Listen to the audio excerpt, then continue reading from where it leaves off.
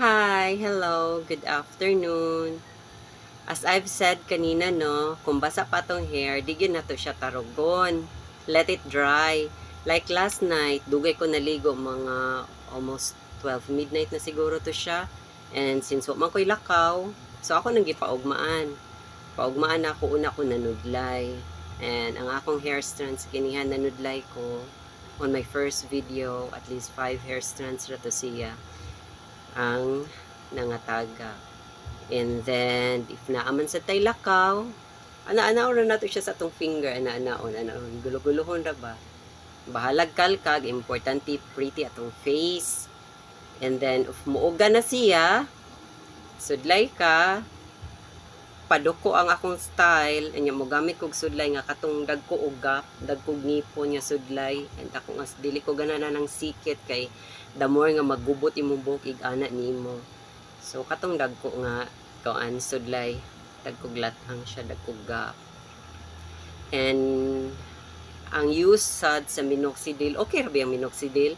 Like nako sa una, dagan ko baby hair diri. Pero if mo stop manggod ka sa minoxidil, less visible man sa gyud imong mga baby hair.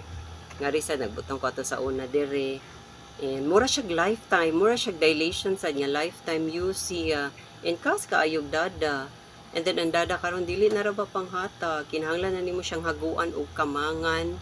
And if pwede paga i-beg pa nimo ang dada. So mao na lisod na kaayo, mas kas. So mao ni siya tipid nga way. And si Heart Evangelista bitaw, kumutanan mo siya siyang vlog kay if maligo siya karon the next day na siya mga photoshoot or whatsoever, butangan ra niya Johnson's baby powder iyang ngari. Na, niya dang gulo-guluhon para lang iwas oily iyang buhok. And proven man na kay nakasuway ko twice. Okay siya, di mag-oily ang imong hair. And then maura to siya para di lang kay gasto ba kay sa una nakasuy ko na ng mga mini tail or sana main tail katong mga aloe vera shampoo pwede mong good tungod kay nag hair fall ko gusto lang ko nga mubaga ang akong buhok ba pero mo na gyud siguro ni grana sa akong buhok.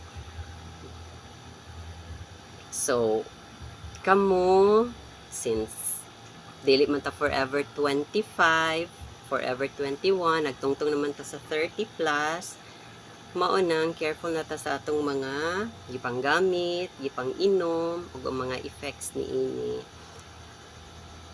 Kay dapat gorgeous lang ta permis ha. So that's all for now. See you later, Elfie. Hi. Nandisco ta, mamiss ta ta, pero I hope way karni ang akong fiestahan later. Og mang chicken ta. Bye.